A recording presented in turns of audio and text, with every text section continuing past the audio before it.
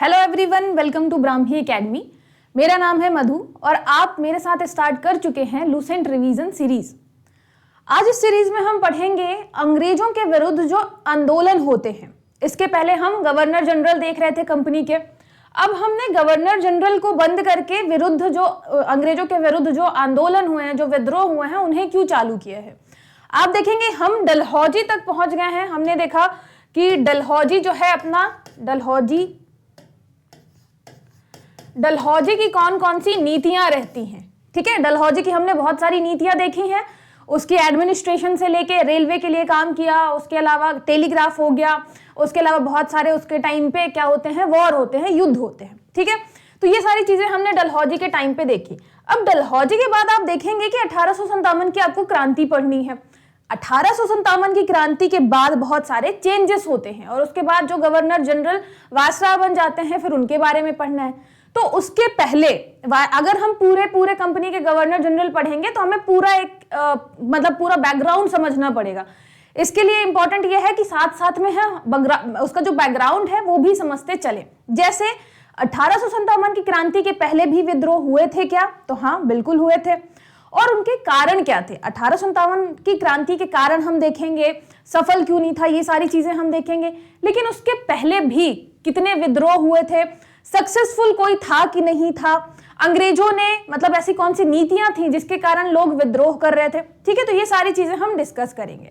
याद रखिएगा, ये जो आपका अंग्रेजी शासन के विरुद्ध जितने भी महत्वपूर्ण विद्रोह हैं बहुत ही ज्यादा इंपॉर्टेंट है। यहाँ पे मैं जितने भी स्टार लगा दूं वो कम पड़ जाएंगे। हर एक एग्जाम में आपको यहां से जरूर एक क्वेश्चन देखने के लिए मिलेगा। जितना ही जरूरी आपका 1857 की क्रांति है, उतना ही जरूरी उसके पहले के विद्रोह हो जाते हैं। अगर हम विद्रोह की बात करें, अंग्रेज 1857 की क्रांति के पहले हमने बांटा क्यों हुआ है? वैसे 1857 की क्रांति के पहले के विद्रोह और बाद के विद्रोह, ऐसा कुछ नहीं बांटा हुआ है। अभी मेन विद्रोह हम पढ़ रहे हैं। 1857 की क्रांति हटा दीजिए, उसके अलावा जो मेन विद्रोह हैं हम उनकी बात करते हैं। ठीक है, 1857 की क्रांति हम अलग से क्यों पढ़ते हैं? क्योंकि वो काफी बड़े एरिया में हुई थी, काफी लोगों ने उसके सपोर्ट किया था और काफी ज्यादा झटका मिला था किसको? कंपनी को। उसके बाद कंपनी से पूरा का पूरा जो एडमिनिस्ट्रेशन है वो लेकर किसके पास चला गया था? ब्रिटिश रूल के पास, ब्रिटिश क्राउन के पास। तो बहुत बड़ा चेंज हुआ था, इसलिए उसको हम स्पेशली उसको पढ़ते हैं अलग से। उसके अलावा जो आपके विद्रोह हैं उनको आपको क्या करना है? दो भागों में डिवाइड करना है। आपके जो विद्रोह हैं वो दो भागों में कैसे डिवाइडेड है? एक तो है आपका 19वीं शताब्दी के विद्रोह।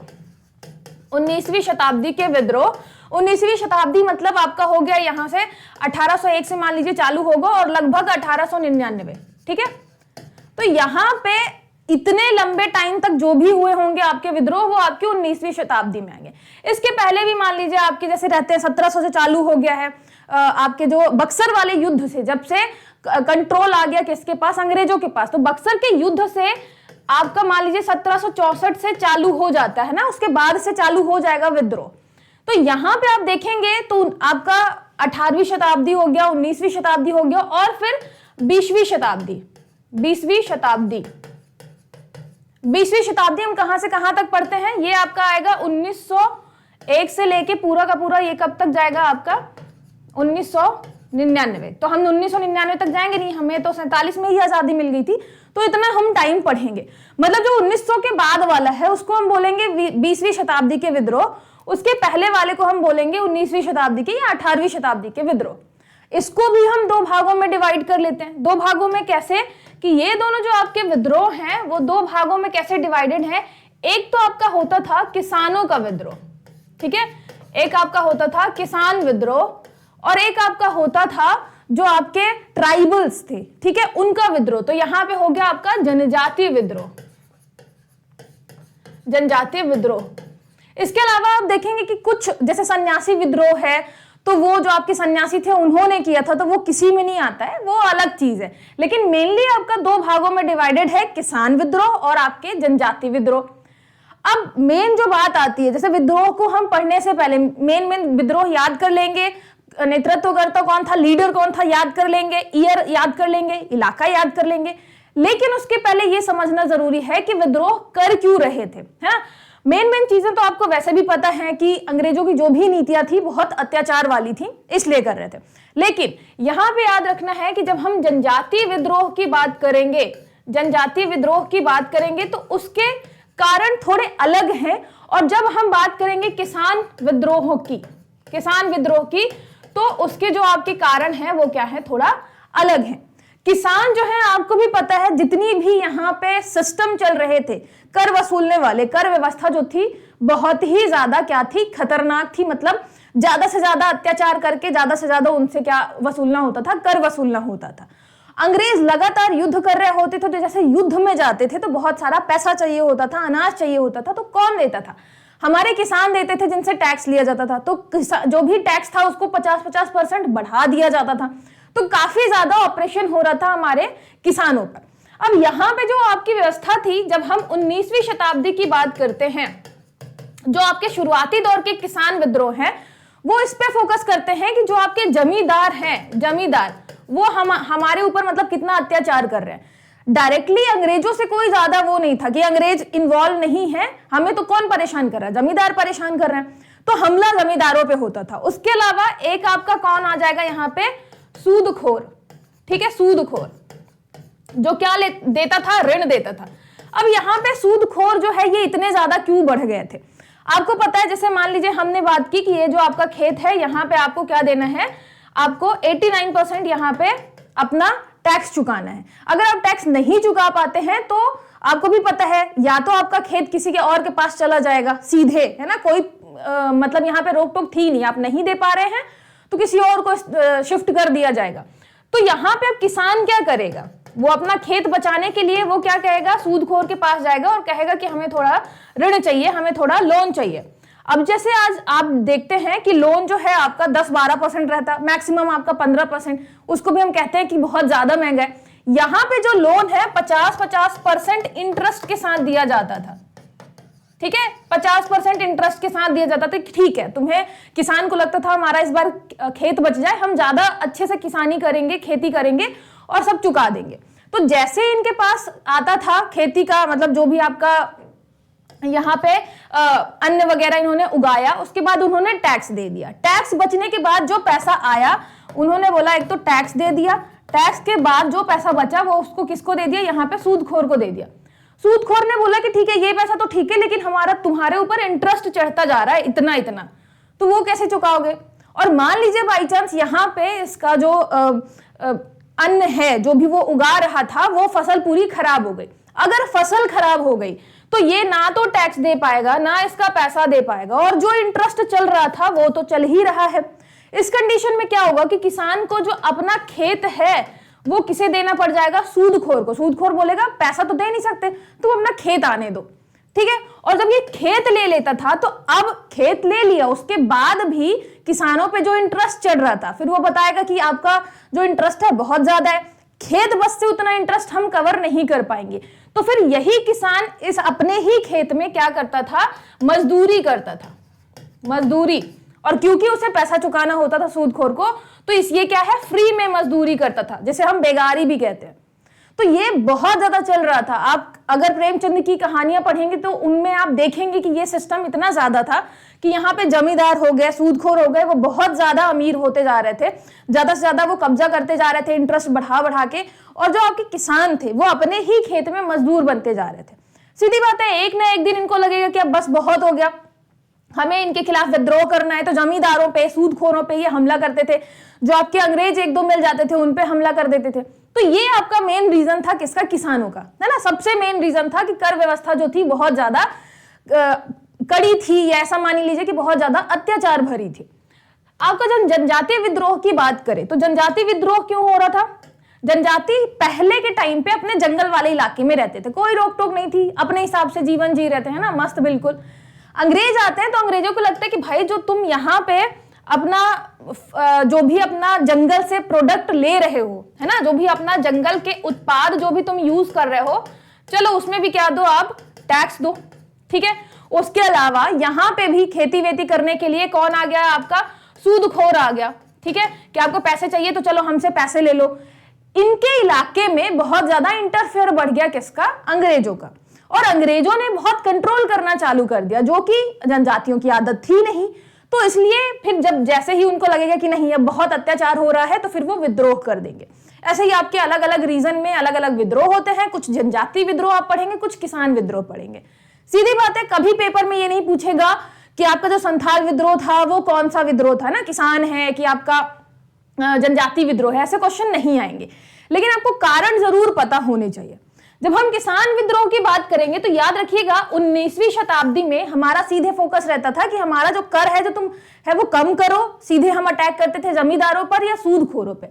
जब हम 20वीं शताब्दी की यहाँ बात करते हैं तो आप देखेंगे यहाँ पे जो आपके किसान विद्रोह होते हैं वो मोर फोकस होते हैं किस पे, कि अंग्रेजों की नीति खराब है तो हमें अंग्रेजों से क्या करना है, यहाँ पे अपना बदला लेना है या हम कोर्ट केस कर सकते हैं।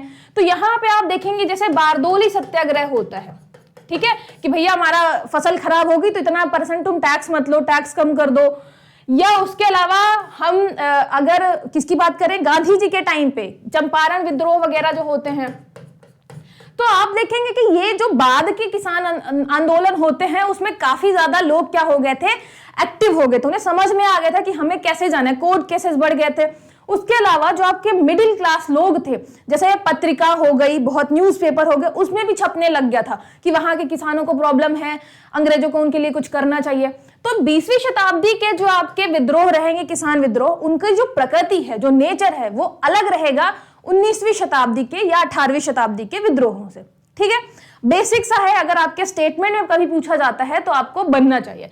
जनजातियों का भी आप समझ लीजिए, क्योंकि उनके इलाके में बहुत ज्यादा इंटरफेयर बढ़ गया था, बहुत ज्यादा रोक टोक बढ़ गई थी, उनसे टैक्स लेने लग गए थे, है ना, और यहाँ पे भी बेगारी व्यवस्था आ गई थी, फ्री में काम करवा रहे थे आपके जमींदार सूदखोर। इस चक्कर में वो बहुत ज्यादा प्रताड़ित हो रहे थे और ये फिर विद्रोह कर देते। और आपको भी पता है जब विद्रोह करने के लिए कोई ना कोई नेतृत्व करता जरूर होना चाहिए, है ना। बहुत सारे लोग परेशान हैं लेकिन कोई आवाज नहीं उठाएगा जब तक कि कोई एक नेता नहीं आए। आपके जनजाति वाले में ना नेता जो होते थे वो बहुत मतलब ऐसे धीरे धीरे अपनी बात बढ़ाते थे, खुद को कहते थे कि भगवान ने भेजा है हमें सबको बचाने के लिए, तो हमें सपोर्ट करो, और बहुत सारे लोग जो है इन्हें सपोर्ट करते थे। यहाँ पे जो हम सबसे पहले पढ़ेंगे वो पढ़ेंगे आपका बंगाल वाला इलाका। बंगाल वाला इलाका जो है वहां सबसे पहले विद्रोह चालू होता है। बंगाल वाले इलाके में क्यों होगा, क्योंकि कब्जा सबसे पहले वहीं किया है ना। प्लासी का युद्ध देखें या फिर आपका बक्सर का युद्ध देखें तो ये जो आपका बंगाल वाला इलाका था, बंगाल बिहार वाला इलाका, कब्जा यहीं किया है, तो सीधी बात है सबसे पहले वहीं इंटरफेयर करना चालू करेंगे और वहीं आपको सबसे पहला विद्रोह मिलेगा। सबसे पहला जो विद्रोह है वो है आपका सन्यासी विद्रोह। सन्यासी विद्रोह काफी ज्यादा फेमस है, याद रखिएगा। एक तो 1760 में हुआ है ना, प्लासी के बाद हुआ है, तो सबसे पहले तो ये याद रखिएगा कि सबसे पहला हो गया आपका सन्यासी विद्रोह, और सन्यासियों ने ही किया था। अच्छा, इन्होंने क्यों किया, क्योंकि जब ये बहुत मतलब सबसे पहले तो इन्होंने अंग्रेजों ने रोक लगा दी कि आप जो मंदिर वगैरह हैं, आप जो आपके पिलग्रिमेज वगैरह में जाते आते रहते हैं किसी भी टाइम, वो नहीं कर सकते आप। तो यहाँ पे जब इनके ऊपर रोक लगाई गई, और रोक क्यों लगाई थी अंग्रेजों ने, अंग्रेजों को लग रहा था कि ये जो इतने सारे लोग साथ साथ घूमते रहते हैं ना, कहीं कुछ प्लान ना बना रहे हो, है ना, उनको ज्यादा तो पता नहीं था हमारे कल्चर के बारे में, तो उन्होंने रोक लगा दी कि नहीं आप नहीं जा सकते ऐसे। अब इनको जैसे रोक लगा दी तो सीधी बात है सन्यासियों ने क्या किया, मिलके विद्रोह कर दिया। कौन सा वाला इलाका प्रभावित था, बंगाल बिहार वाला। नेतृत्वकर्ता कौन थे, तो एक थे आपके केना सरकार, एक थे आपके ध्वज नारायण। सबसे पहले 1760 में, 60 में ये भी हो सकता है कि जो सन्यासी थे, मतलब सन्यासी जो है बहुत ज्यादा 60 साल के हो गए थे सारे, और सब परेशान हो गए थे अंग्रेजों से। ठीक है, तो यहाँ पे आप याद कैसे करेंगे, जो आपके सन्यासी हैं, ठीक है, सन्यासी हैं वो क्या करेंगे, भगवान का नाम लेंगे। भगवान का नाम लेंगे तो एक जो हो गया वो भगवान को बोल रहे हैं कि आप ही नारायण हमारे सरकार है। नारायण और सरकार, ये दोनों नाम आपको याद रखने, एक आपको केना सरकार, एक आपका द्विज नारायण।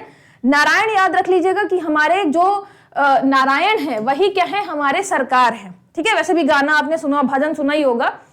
तो यहाँ पे नारायण जो है वही हमारे सरकार है, ये सन्यासी मानते थे। सबसे पहले उन्होंने विद्रोह किया। सन्यासी विद्रोह के बारे में हमें कहाँ मिलता है, आनंद मठ में। आनंद मठ जो कि बंकिम चंद्र चट्टोपाध्याय जी की है, उन्होंने अपने आनंद मठ में लिखा है सन्यासी विद्रोह के बारे में। ये जरूर याद रखिएगा, ये भी क्वेश्चन काफी बार पूछा जा चुका है कि आपको सन्यासी विद्रोह के बारे में किस बुक में मिलता है ना। तो आनंद मठ में मिलता है। आनंद से बेचारे जी रहे थे सन्यासी, फिर 60 साल के हो गए, अंग्रेज परेशान करने लग गए, तो वो बोले कि नारायण भगवान ये हमारे सरकार है, अब आप ही रक्षा करेंगे, और विद्रोह कर दिया। ठीक है, फिर दूसरा आपका आता है फकीर।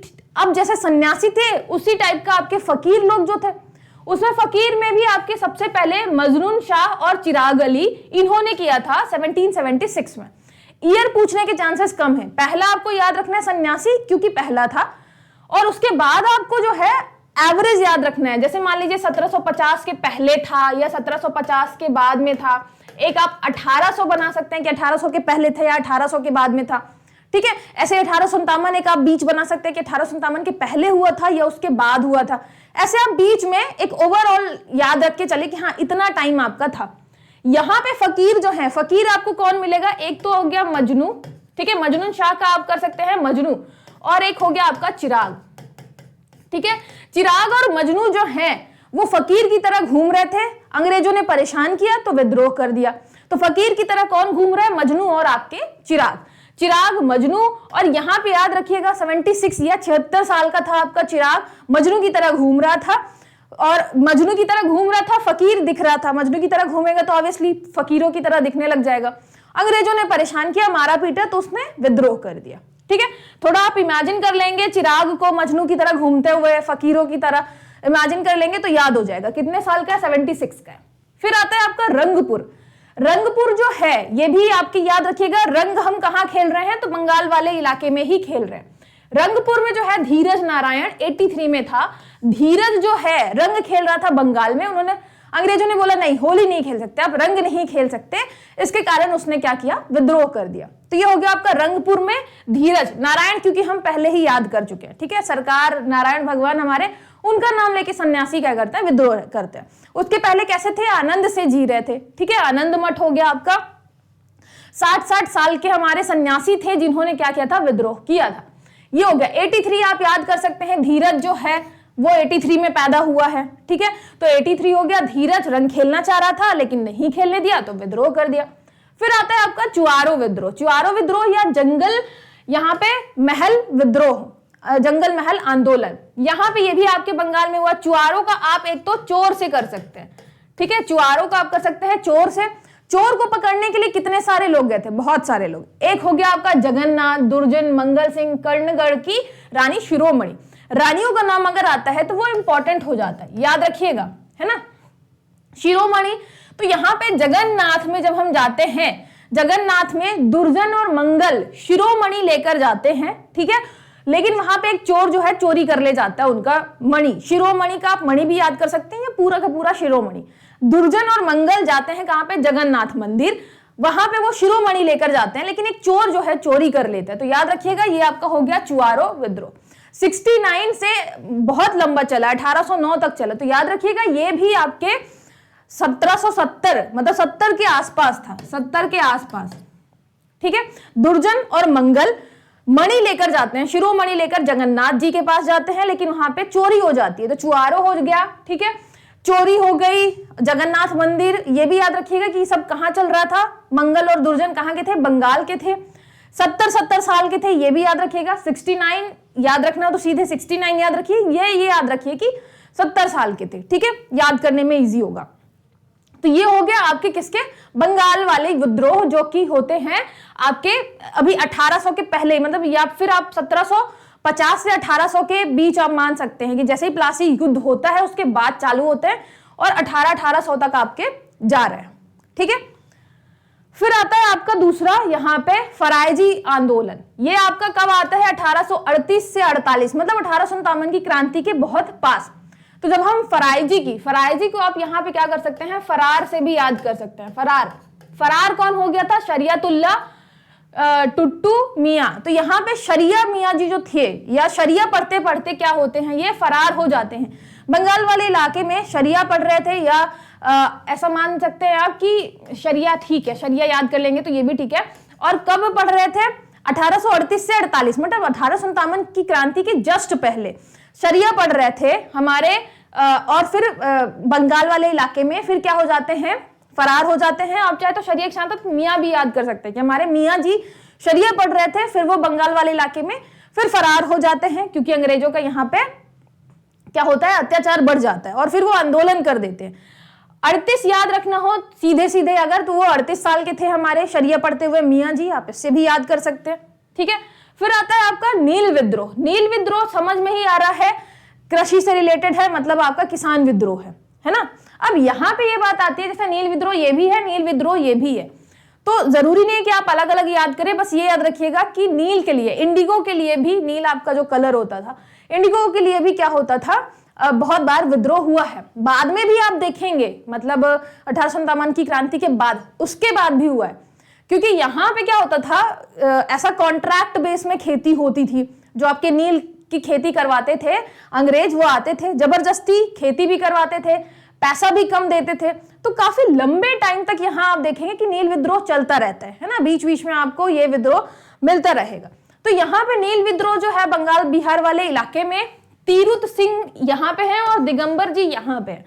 तो तीरुत जी पहले करते हैं, दिगंबर जी बाद में करते हैं, बंगाल बिहार वाले ही इलाके में नील विद्रोह। ठीक है, याद रखिएगा, नील किससे हो गया आपका रिलेटेड, हो गया ये इंडिगो से रिलेटेड, कृषि से रिलेटेड। नील के लिए कौन कौन लड़ाई करेगा, एक हमारे तीरुत जी करेंगे। ठीक है, तीरुत का से आप तिरुपति से भी याद कर सकते हैं, तिरुपति जाना है और दिगंबर भगवान के पास हमें जाना है। ठीक है, किसको जाना है, नील को जाना है, आप ऐसे भी याद कर सकते हैं। और ये आप देखेंगे 1857 की क्रांति के पहले और उसके जस्ट बाद आपको नील की क्रांति मिलेगी, नील विद्रोह मिलेगा। ठीक है, तो नील जो है विद्रोह करता है 1857 की क्रांति के पहले और उसके बाद भी, तिरुपति जाने के लिए और दिगंबर जाने के लिए। ठीक है, दिगंबर जैन मंदिर जाने के लिए, क्योंकि उसको जाने नहीं देते अंग्रेज। तो हमारा ये हो गया नील विद्रोह, तिरुपति से हो गया तीरुत सिंह और यहाँ दिगंबर से हो गया दिगंबर मंदिर। ठीक है, इसके बाद आपका आता है संथाल विद्रोह। संथाल विद्रोह जो है वो काफी ज्यादा इंपॉर्टेंट है, काफी ज्यादा एग्जाम्स में पूछा भी जा चुका है और ये भी पूछा जा चुका है कि आपके किस वाले इलाके में हुआ था, उसके अलावा स्टार्ट किसने किया था, नेतृत्व करता, लीडर कौन था। और आपको ये भी याद रखना है कि ये 1857 की क्रांति के पहले हुआ था संथाल विद्रोह, है ना। मतलब ऐसा मान के चलिए कि ऐसा नहीं था 1857 की क्रांति में अचानक से सब लोग इकट्ठा हो गए, ऐसे धीरे धीरे चुटपुट अपने अपने इलाके में लोग विद्रोह करते रहते थे। दिक्कत ये थी कि बड़े इलाके में नहीं था, बहुत छोटे इलाके में था और उनका मोटिव भी बहुत छोटा रहता था कि हमें टैक्स नहीं देना, इस बार कर जो है, मतलब हमारी फसल खराब हो गई है फिर भी हमें क्या देना है, कर देना पड़ेगा, सूदखोर बहुत परेशान कर रही है, जमींदार बहुत परेशान कर रहे हैं। तो इसलिए आप जैसे देखेंगे कि हम अलग अलग भाग में डिवाइड करके पढ़ेंगे कि जैसे आपका ये वाला इलाका हो गया, एक नॉर्थ वाला इलाका हो गया, इधर आप देखेंगे जो आपका साउथ वाला इलाका है, यहाँ पे कौन कौन से विद्रोह होते हैं। तो ऐसे अलग अलग इलाके के हम विद्रोह पढ़ेंगे, लेकिन आप देखेंगे कि बहुत छोटे छोटे इलाके में रहता था और छोटे छोटे इलाके में होने की वजह से ये मतलब ज्यादा लोग सपोर्ट करते नहीं थे, तो अंग्रेज बहुत ही आराम से उसको दबा देते थे। 1857 की क्रांति वाला आपका जो विद्रोह है वो काफी लंबा फैलता है, इतने लंबे बड़े इलाके में जाता है जिसको दबाने में बहुत टाइम लग जाता है, इसीलिए वो जो है सबसे ज्यादा इंपॉर्टेंट माना जाता है। लेकिन उसके अलावा भी आप देखेंगे कि जो विद्रोह हैं, जैसे मैं अभी संथाल विद्रोह की बात करी थी, ये सारे विद्रोह जो हैं ये आपके हर एग्जाम में पूछे जाते हैं। संथाल जो है यहाँ पे बंगाल बिहार वाले इलाके में मिलेंगे। इनके जो नेता थे वो थे आपके सिद्धू कान्हू। सिद्धू कान्हू को आप कैसे कर सकते हैं, आपने मेरे ख्याल से सिद्धू पाजी को सबने देखा होगा, या तो कपिल शर्मा में या तो क्रिकेट में, मतलब आपने जब भी मैच वगैरह देखा हो तो उसमें उन्होंने बहुत सारे मैचेस खेले भी हैं, अभी बहुत मतलब अभी कुछ ना कुछ बोलते भी रहते हैं, तो उससे भी आप याद कर सकते हैं। शक्ल सबने देखी होगी कभी ना कभी, सिद्धू पाजी से भी आप कर सकते हैं यहाँ पे। ठीक है, सिद्धू कान्हू 1855 मतलब 1857 की क्रांति के जस्ट पहले आपका संथाल विद्रोह होता है बंगाल बिहार वाले इलाके में, और सिद्धू जी करते हैं। सिद्धू जी को बोला जाता है, सिद्धू जी किसके साथ करते हैं, संथाल। याद रखिएगा, सिद्धू यहाँ पे सिद्धू और संथाल, सिद्धू जी संथाल के लिए संथालों के साथ मिलकर विद्रोह करेंगे 1857 की क्रांति के जस्ट पहले, मतलब आप देख रहे हैं ना 1-2 साल पहले, जस्ट 55-56 में चलता है बंगाल बिहार वाले इलाके में। फिर आता है आपका कौन सा यहाँ पे, तेभागा या बिंदी, इस बार आपको मिल जाएगी लूसेंट में, तेभागा जो है। ठीक है, ये कहाँ होगा, ये भी आपके बंगाल वाले इलाके में होगा। यहाँ पे कंपाराम और भवन सिंह जो हैं वो तेभागा आंदोलन में भाग लेंगे। तेभागा जो है कब होगा आपका, 1946। हमारे मतलब आजादी के जस्ट पहले जो होता है तेभागा होता है। अब यहाँ पे लोग भागना चाहते थे, तेजी से भागना चाहते थे, कहाँ की तरफ, हमारी आजादी की तरफ, लेकिन भागने नहीं दिया। भागना कौन जाता था, भवन सिंह, ठीक है, भवन का वैसे आप भगत सिंह भी कर सकते हैं, भगत सिंह भी आजादी की तरफ भागना चाहते थे। उसके अलावा जो हो गया कंपाराम, ठीक है, कंपाराम। तो यहाँ पे कंपाराम और जो भवन सिंह हैं वो दोनों तेजी से भागना चाहते थे आजादी के लिए, लेकिन ये होता कि नहीं इस साल नहीं मिलेगी, अगले साल मिलेगी। तो 1946 में ही वो आजादी के लिए भाग रहे थे, लेकिन 47 में जाके आजादी मिलती है। मतलब ऐसा मान के चलिए कि बंगाल वाले इलाके में आपको सबसे लास्ट तक, आजादी के पहले तक विद्रोह मिलेगा। और उसका रीजन भी, मतलब ऐसा नहीं है कि रीजन कभी पूछेगा, लेकिन सीधी बात है यहाँ पे रीजन आपका क्या होगा, कुछ ना कुछ उनसे रिलेटेड जो आपकी अंग्रेजों की नीतियां थी, उनको पता था कि अब अंग्रेज जो हैं जाएंगे, लेकिन अभी क्योंकि उनके अंडर कंट्रोल में है तो उनसे ही हम क्या कर सकते हैं, अपनी बात मनवा सकते हैं। इसलिए उन्होंने क्या किया, फिर यहाँ पे विद्रोह कर दिया।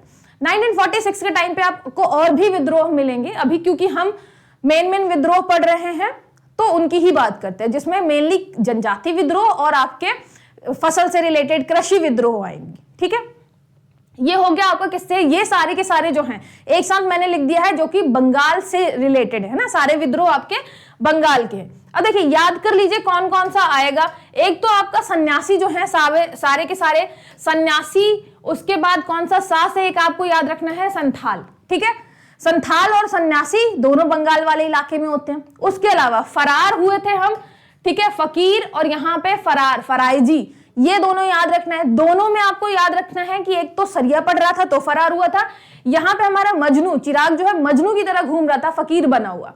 ठीक है, तो दोनों आपको यहाँ मुस्लिम नाम मिलेंगे। ठीक है, तो यहाँ पे हो गया एक सन्यासी के साथ याद रखना है, सन्यासी के साथ याद रखना है संथाल, जो कि बंगाल वाले इलाके में हुआ। उसके अलावा आपको फकीर के साथ याद रखना है, फकीर के साथ क्या याद रखना है, फरार, फराइजी। ठीक है, फकीर के साथ फरार याद रखना है। नील क्रांति याद ही रहेगी। ठीक है, नील जो है वो कहाँ जाना चाहता था, तिरुपति और दिगंबर जैन मंदिर। उसके अलावा रंग कौन खेलना चाहता था, रंग खेलना चाहता था धीरज हमारा। तो रंग और जो आप चोर है उसको एक साथ कर सकते हैं, रंग और चोर को एक साथ कर सकते हैं। ठीक है, तो आपको दिख जाएगा कि यहाँ पे ये 4 हो गए और यहाँ पे फिर आपके 5 हो गए, और चोर के साथ यहाँ पे क्या करना है, आपको भागा भी करना है। ठीक है, सीधी बात है, चोरी जब चोर करेगा तो भागेगा, जोर से भागेगा। तो वो सब कहाँ मिलेंगे आपको, बंगाल वाले इलाके में। अभी आपको जरूर लग रहा है कि इतना सब क्यों ही याद रखना कि ये बंगाल वाला इलाके का है या कहीं और का है, लेकिन जब आपको 4 ऑप्शन आएंगे, तेभागा दिया होगा, तेभागा आंदोलन किस इलाके से संबंधित है या किस क्षेत्र से संबंधित है, और आपको 4 ऑप्शन दिए होंगे, तब बहुत कंफ्यूजन हो जाएगी कि भाग तो रहे थे 1947 के जस्ट पहले हम भाग रहे थे। भाग कौन रहा था, तो आपका भवन और कंपाराम जो है भाग रहे थे। भवन को आप भगत सिंह भी कर सकते कि भगत सिंह और कंपाराम भाग रहे थे, लेकिन भाग किस इलाके में रहे थे, तो ये सभी आपको याद रखना है कि हम बंगाल की बात कर रहे हैं। ठीक है, बंगाल में आपके कौन कौन से हो गए, फरार हो गया, फकीर हो गया, सन्यासी हो गया, संथाल हो गया, रंगपुर हो गया। रंग लेकर कौन भाग रहा है, आपका चोर, वो भी भाग रहा है। तो रंगपुर, चुआरो और ये आपका यहाँ पे तेभागा हो गया, ये किससे रिलेटेड है, आपके बंगाल से। नील की क्रांति, मतलब आपकी नील की जो खेती है वो कहाँ हो रही है, बंगाल में, तो वहीं आपको विद्रोह भी मिल जाएगा।